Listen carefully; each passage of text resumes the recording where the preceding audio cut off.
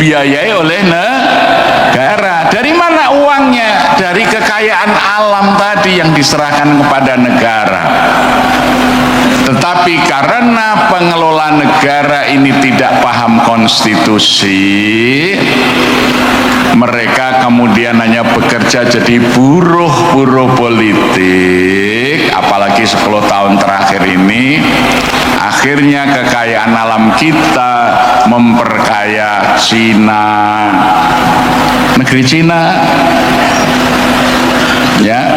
Tapi rakyat kita sendiri hidup susah karena kita telah salah memilih Mulyono. Ibu, boleh ya?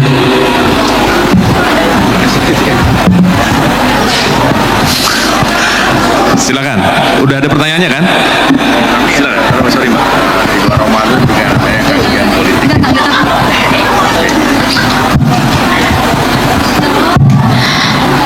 Assalamualaikum warahmatullahi wabarakatuh. Kepada Pak Anies dan Ustadz yang kami hormati, perkenalkan saya Dila dari Bantul. Di sini saya mencoba netral ya Pak, karena saya merasa banget kalau ekonomi dan segala hal ini tuh sangat membebani kehidupan di zaman sekarang. Sebenarnya kalau kita flashback 10 tahun yang lalu atau kembali ke 1 tahun kemarin, 2 tahun kemarin, itu kehidupan tuh memang baik-baik, sangat baik. Dari perluasan tol, semua ketika saya mudik perjalanan jadi lebih enak kayak gitu. Tapi kenapa setelah pemilu kemarin, setelah hal-hal yang seharusnya tidak dilakukan tapi bahasa Jawanya jor-joran, sembako, apapun itu yang dipromosikan untuk memenangkan yang seharusnya tidak boleh diizinkan, yang seharusnya tidak diizinkan, dan dipilih oleh rakyat, dan kita nggak tahu itu kebenarannya benar atau tidak. Karena sebelumnya saya senang ya, karena sebelumnya itu memang sangat bagus, tapi semakin kesini semakin sangat menurun. Jadi saya sangat kecewa gitu sama pemerintahan sekarang tuh, berita semua sangat buruk, dan saya melihat lagi ke depan itu kok banyak sekali yang sudah AI apa itu AI ya. Dan saya pribadi juga melihat di TikTok wakil presiden kita itu juga sudah mempromosikan ke sekolah-sekolah untuk merawat diri, kecantikan kayak gitu. Kenapa enggak akhlaknya, imannya yang diperkuat kayak gitu? Kayak saya itu kayak ngerasa sedih banget. Kenapa ya kok jadi menurun kayak gini gitu? Kenapa ya kita itu kayak, kenapa duniawi terus gitu sekarang itu? Kenapa enggak malah agamanya kita, ekonominya kita, semua yang dari bawah itu kita angkat gitu loh Pak, sama-sama gitu. Ya saya sebenarnya dari keluarga yang mampu, orang tua saya nggak kesusahan, tapi saya melihat di bawah itu banyak yang ngemis, banyak yang minta-minta, itu kayak rasanya ya Allah sakit sekali gitu Pak. Ya Pak, minta tolong untuk dibukakan mata kita semua untuk kalau agama itu nomor 1, dan kalau bisa sholat dan ngaji itu nomor 1 gitu Pak.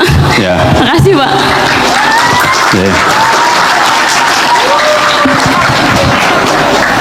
Ya lain kali kalau milih yang bener.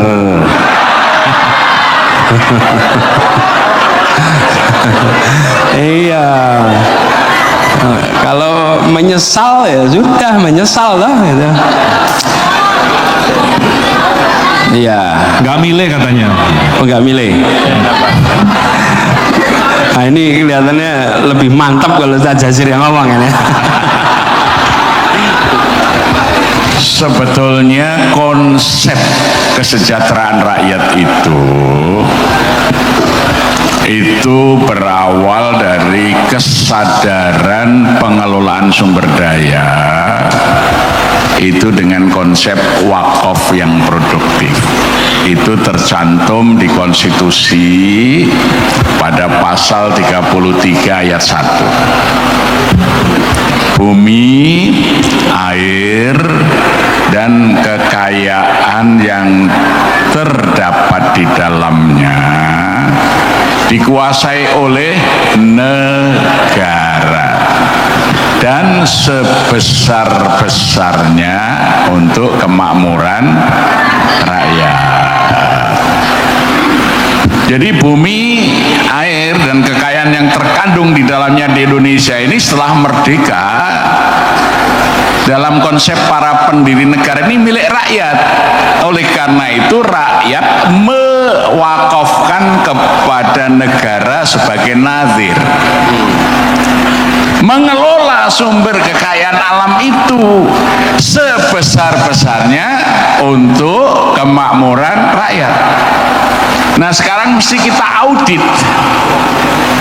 Tambang timah kita ini terbesar di dunia. Sekarang sebagian besar untuk rakyat atau tidak? Timah yang ada di Bangka Belitung saja dikorupsi lebih kurang nilainya 300 triliun. APBD Provinsi Bangka Belitung itu 1 tahun cuma 1,3 triliun.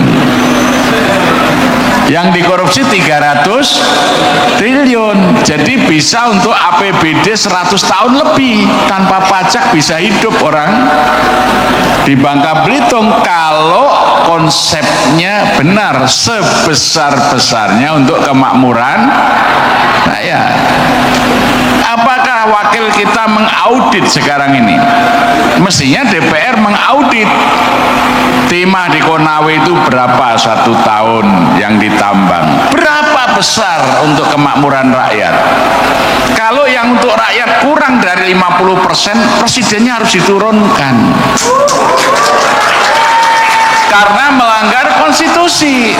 Konstitusinya menyebut sebesar-besarnya untuk kemakmuran rakyat.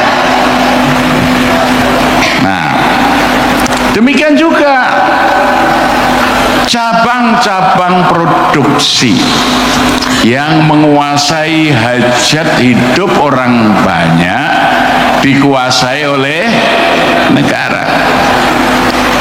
Maka dulu Mr. Kasman Singodimedjo ketika menjadi ketua DPR, ketua parlemen pertama di Indonesia, dialah yang langsung menggagas nasionalisasi aset-aset produksi. Yang pertama dulu listrik itu dikuasai swasta. Perusahaannya dulu namanya Anim. Jadi kalau orang nyebut itu lampu Anim, Caga Anim gitu ya.